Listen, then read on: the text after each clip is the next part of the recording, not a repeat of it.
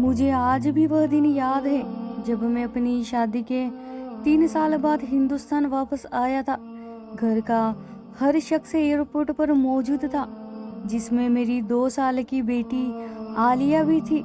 मेरी आंखें दीपा को ढूंढ रही थी, लेकिन उसको वहां न पाकर मैं थोड़ा बेचैन सा हो गया। घर वालों से मिलकर आलिया को गोद में लिया तो वह जोर जोर से रोने लगी।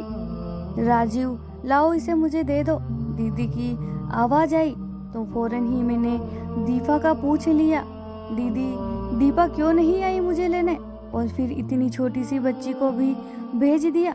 राजीव, तुम परेशान मत हो, वह घर पर तुम्हारे लिए खाना बना रही है। वह कौन सा रोज रोज काम करती हैं? आज सब लोग तुम्हें मिलने आए हैं तो इसलिए खाना बना रही हैं। मैं दीदी की बात सुनकर खामोश हो गया। एयरपोर्ट से घर तक कोई 1 घंटे का सफर था। मैं पूरा रास्ता आलिया से खेलता रहा।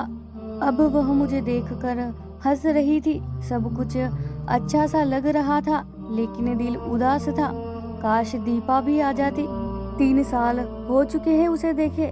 क्या खाना ज्यादा जरूरी था? मिलना नहीं? मेरे दिल में कुछ अजीब अजीब से सवाल उठ रहे थे। खैर, घर के दरवाजे पर पहुंचे तो दीपा पहले से ही गाड़ी की आवाज सुनकर वहां पहुंच चुकी थी। दूर से देखा तो दिल चाहा जाकर मिल लूं, लेकिन नहीं, बस दूर से ही मुस्कुरा दिया। और वह हल्की सी मुस्कुराहट के बाद पानी लेने चली गई। पूरा दिन मेहमानों का आना जाना चलता रहा।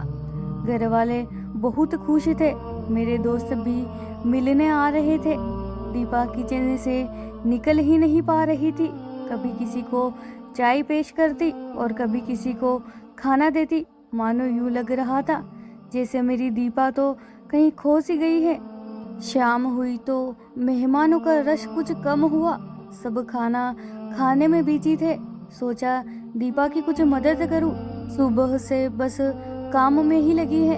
अभी उठा ही था कि मम्मी ने बुला लिया, राजीव, मेरे पास आकर बैठ जाओ।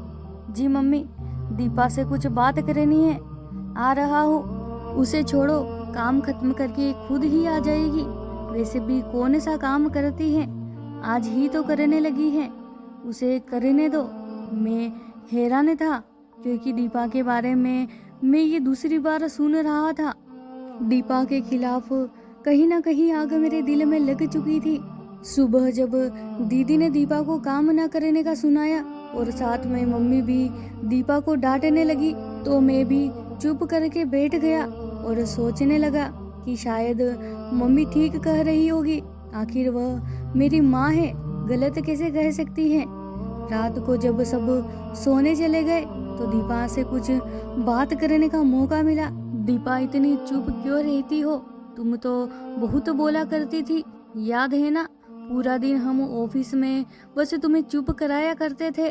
कभी वो उससे लड़ाई तो कभी मैडम सुनीता से। दरअसल दीपा और मैं एक ही ऑफिस में नौकरी करते थे। दीपा मुझे पहले दिन से ही पसंद आ गई थी। जब वह पहले दिन नौकरी पर आई थी, मासूम सी थी पर बोलने में पूरी तोता थी। हमने 3 साल तक एक साथ जॉब की। फिर मुझे बाहर जाने का मौका मिला तो जॉब छोड़ दी, लेकिन आपको कभी नहीं भूला। तुमको अपनाना चाहता था, तभी माँ को राजी किया, जो कि इंतहाई मुश्किल काम था। और फिर आखिरकार हम एक हो ही गए। मैं बस 1 महीने के लिए ही अपनी शादी पर आ सका। शादी के बाद इधर उधर दावत और घूमना फिरना लगा रहा। पूरा महीना गुजर गया, पता ही ना चला। राजीव, वह मैं। बस दीपा ने अभी इतना ही कहा था कि आलिया ने रोना शुरू कर दिया। दीपा उसको चुप कराने और सुलाने में लग गई। मेरी आंख कब लग गई पता ही ना चला। सुबह आलिया के रोने की आवाज से मेरी आंख खुल गई। दीपा यार, आलिया को देखो, यह क्यों रो रही है? पर आलिया की मुसलसल आवाज से आखिर मैं ही उठ गया। दीपा, कहाँ हो यार? ये कहते हुए मैं आलिया को लेकर कमरे से बाहर आया तो फिर से दीपा को किचन में ही पाया। चने कम पड़ गए हैं दीपा, चने और लाना। मम्मी की आवाज मेरे कानों में पड़ी तो कुछ देर रुक सा गया। सब लोग खाने की मेज पर थे सिवाय दीपा के। मम्मी ने मुझे देखा तो बुला लिया, आ जाओ बेटा, नाश्ता तैयार है। देखो तुम्हारे सब बहन भाई मौजूद हैं। मम्मी, दीपा कहाँ है? आलिया को भूख लगी है। तभी दीदी बोली, लाओ आलिया को मुझे दो, तुम फ्रेश हो जाओ, इसे मैं देखती हूँ। आज फिर दीपा किचन में अकेली और पूरा खानेदान, जिसमें कम से कम 20 लोग तो होंगे, खाने में बिजी थे। मम्मी तो कह रही थी कि दीपा कोई काम ही नहीं करती, बस कल ही किया था, तो फिर यह क्या था? दीपा अपना और मेरा खाना बाहर ले आओ। शायद मेरी बात किसी को अच्छी नहीं लगी थी, पर कुछ ऐसा भी था जो मुझे भी अच्छा नहीं लग रहा था। सुबह से दोपहर, दोपहर से शाम दीपा का बस एक ही काम था कि वह हर किसी की ख्वाहिश पूरी करने में लगी रही थी। मैं समझ चुका था कि दीपा इतनी चुप क्यों हो गई है। मेरे घर में आ जाने के बाद दीपा के चेहरे पर फिर से कुछ बदलाव आना शुरू हुआ था। शायद मेरे जाने के बाद सब उस पर हावी हो जाएंगे। तब ही वह थोड़ा सहम चुकी थी। वक्त गुजरता रहा, अब वह काम छोड़ भी दिया करती थी या मुझसे कह देती थी और उसे खुशी से उसकी मदद को उठ जाता। आज मम्मी की आवाज आई कि दीपा नाश्ता बना दो, नेहा आई है। नेहा मेरी दीदी का नाम था, जिनकी शादी हमारे घर के करीब ही बाबा के दोस्त के लड़के से हुई थी। दीदी तकरीबन रोज ही हमारे घर आ जाया करती थी। दीपा की कमर में शदीद दर्द था। मेरे मना करने के बावजूद वह किचन में गई और नाश्ता तैयार करने लगी। क्योंकि आलिया अभी सो रही थी, इसलिए मैं दीदी से बातें करने में मशरूफ हो गया। दीदी हम सब भाई बहनों से बहुत प्यार करती थी और हम सब उनको बहुत पसंद करते थे। राजीव, प्लीज खाना लगवा ले मेरे साथ में। हाँ ठीक है। मैं सर हिलाकर खड़ा हुआ और दीपा की मदद करने लगा। यह बात किसी को भी अच्छी नहीं लगी। जब नाश्ते से फारिग हो गए और दीपा भी आलिया को लेकर कमरे में चली गई, तब दीदी और मैं एक दूसरे से बातें करने में मशरूफ हो गए। राजीव, तुम जानते हो मैं तुम लोगों से बहुत प्यार करती हूँ। कभी ऐसा नहीं चाहती कि तुम लोग खुश ना रहो, लेकिन मेरी कुछ नसीहतों पर अमल करोगे तो सुखी रहोगे। आगे तुम्हारी मर्जी है, मैं तुम पर जबरदस्ती तो नहीं कर सकती। जी जी दीदी, आप बोले। आपको मालूम है कि हम सब भाई बहन आपकी और मम्मी की बात को जरूर अहमियत देते हैं। राजीव, तुम अपनी बीवी की मदद जरूर किया करो, लेकिन इस हद तक जब तक कि तुम्हें कोई ना देखे। अच्छा सा नहीं लगता। तुम बर्तन उठा रहे हो और औरतों वाले काम कर रहे हो। जो आदत तुम आज उसकी डालोगे, कल वही रहेगी। जो उसके काम है उसको करने दिया करो। आखिरकार वो आहिस्ता आहिस्ता कर ही लेगी, लेकिन अगर आदत बन गई तो फिर तुम्हें हमेशा ही उसकी मदद करना पड़ेगी। दीदी की बात मेरे दिल को लगी।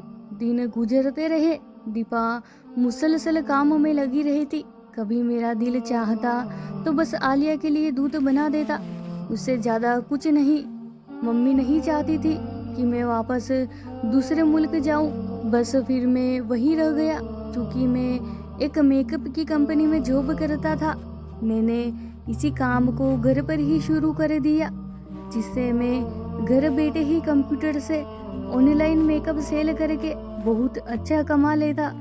वक्त गुजरता गया, सब कुछ नॉर्मल था। मैंने कभी गौर ही नहीं किया कि दीपा क्या करती रहती है। जब मेरे 3 बच्चे हुए तो गुजारा थोड़ा मुश्किल हो गया। मेरी दोनों बेटियां तो स्कूल जाया करती थी, लेकिन बेटा अभी छोटा था। तभी मैंने और दीपा ने एक फैसला किया कि हम बच्चों को बेहतर शिक्षा देने के लिए शहर शिफ्ट हो जाते हैं। वहाँ दीपा नौकरी कर लेगी और मैं घर बैठे अपनी चीज़ों को सेल कर लूँगा। दीदी से मशवरा किया तो उन्होंने भी उसकी हामी भर ली कि ठीक है, बस मम्मी को मत भूल जाना। मेरी तो ख्वाहिश थी कि मम्मी को साथ ले जाऊं। लेकिन मम्मी अपनों को छोड़ के जाने के लिए तैयार न थी। वह बड़े भाई के साथ रहने लगी। अब जिंदगी बेहद मशरूफ थी। मैं पूरा दिन शाम तक आर्डर ही लेता और उनको उनके पते पर भिजवा देता। दीपा जॉब में बिजी थी और बच्चे पढ़ाई में। एक दिन दीपा जॉब से आई तो शायद कुछ ज्यादा ही थक गई थी। आते ही सो गई और हम सब भूखे ही रह गए। दीपा थोड़ा बीमार रहने लगी। अब जब वह जॉब से वापस आती तो पहले की तरह चुस्त और ठीक महसूस ना होती। अब दोपहर के खाने के साथ साथ हम रात का खाना भी होटल से मंगवा लेते। दीपा रोज कहती कि राजीव मुझे डॉक्टर के पास ले जाओ, और मैं रोज काम की वजह से ना जा पाता। सालों साल यूं ही गुजरते रहे। ना मुझे टाइम मिला, ना दीपा की बीमारी ठीक हुई। नहीं मालूम उसे क्या हुआ था। फिर एक दिन ऐसा आया जब मैं खूब बीमार हुआ। पेट के दर्द ने जैसे मेरी जान निकाल दी हो। सिवाय दीपा के मेरे पास कोई नहीं था। आखिर मेरे घर वाले भी तो हैं, उन्होंने मेरा ख्याल क्यों नहीं रखा। एक दफा फिर मुझे एहसास हुआ कि मैं दीपा के साथ बहुत गलत कर रहा हूँ, लेकिन यह एहसास शायद कुछ दिनों का होता था। फिर से वही जिंदगी जिसमें मेरी ख्वाहिश होती कि दीपा जॉब से वापस आकर खाना बनाए और पूरे घर को संभाले, और बात मेरी मदद की आती तो मैं अपनी थकान को आगे ले आता। और दीदी की कही वह बात कि पत्नी की ज्यादा मदद ना करना, वरना सारी जिंदगी ही करना पड़ेगी, मेरे दिमाग में मौजूद थी। दीपा और मैंने लड़ना शुरू कर दिया। कभी वो टाइम ना देने पर मुझसे लड़ी थी, और कभी मैं खाना ना बनाने पर, और कभी तेरे घर वाले और कभी मेरे घर वाले। बस यूं ही तू मैं करके वक्त गुजरने लगा। कभी मान जाते, कभी लड़ने लगते। आज मैं बहुत उदास हूँ। दीपा हॉस्पिटल में है, उसको ड्रिप लगी है, और मैं खुद को काफी तन्हा महसूस कर रहा हूँ। बस मैं और मेरे बच्चे, और कोई नहीं है। मेरे घर वाले दीपा से हाल चाल पूछकर घर जा चुके हैं। सिवाय दीपा की मम्मी के और कोई नहीं है जो इस वक्त इसके लिए बेचैन हो। मुझे आज भी वह दिन याद आते हैं कि क्यों हम लड़ते थे, अपना वक्त जाया करते थे। क्यों मेरी दीदी ने मुझे यह नहीं कहा कि राजीव अपनी पत्नी की मदद किया करो। क्यों मैं दीपा को हर दफा गलत कह देता था, और बस मुझे यही लगता था कि ये बस काम से भागने के चक्कर में रहती है। क्यों हर दफा मैं अपने घर वालों की बात को सही समझता था। मैंने और मेरे घर वालों ने दीपा को बदल डाला था। वह दीपा जो जिंदगी जिया करती थी, मैंने उसकी खुशियाँ अपने तानों से खत्म कर डाली थी। मैं उसका ख्याल तो बहुत अच्छे से रखता था, लेकिन सिर्फ पैसों की हद तक। दीपा तुम वापस आ जाओ, मैं तुम्हारे बिना नहीं जी सकता। तुम मेरी जिंदगी की साथी हो, मुझे तुम्हारे साथ की आदत है। बस ठीक हो जाओ यार। मुझे आज समझ आया कि वह तो खाना भी नहीं बनाती थी, फिर भी क्यों थक जाया करती थी। सिर्फ खाना बनाना घर के कामों में शामिल नहीं होता, और भी बहुत कुछ होता है। आजकल मैं भी खाना बाहर से मंगवाता हूँ और फिर भी बहुत थक जाता हूँ। पूरा दिन में 5 मिनट का आराम नहीं कर सकता।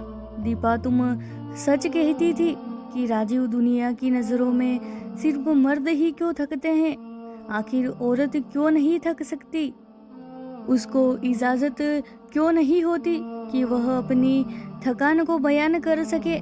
मैं अपने भाइयों से यह जरूर कहना चाहूँगा कि जो गलती मैंने की है, आप लोग कभी मत करना। अपनी पत्नियों के लिए टाइम निकालो, उनके नखरे उठाओ, क्योंकि ये सबको पसंद करती हैं। और अगर तुम चाहते हो कि तुम्हारी पत्नी जवान और हंसी रहे, तो उसकी तारीफ किया करो। जो मर्द ज्यादा गुस्सा करते हैं, उनकी पत्नियां जल्द बीमार और बूढ़ी होना शुरू हो जाती हैं। और एक बहुत अहम बात, हमारे घर वाले जितना हमसे प्यार करते, उतना हमारी पत्नी से नहीं कर सकते। लिहाजा पत्नी आपकी है, ना कि मोहल्ले वालों की, और उसने आपके घर को संभालना होता है। लिहाजा उसको और भी ज़्यादा मजबूत बनाने के लिए आपके प्यार और मदद की ज़रूरत पड़ती है। अपनी बीवियों की उनके काम में मदद किया करो, ताकि अगर वह थके भी तो आपका साथ उसका सहारा बन जाए और आपका घर हमेशा स्वर्ग बना रहे। दोस्तों, आपका इस कहानी के बारे में क्या कहना है? कमेंट में अपनी राय का इज़हार ज़रूर करें। वीडियो को लाइक कर दीजिए और इसी तरह की कहानियाँ लगातार देखने और सुनने के लिए चैनल को सब्सक्राइब करें।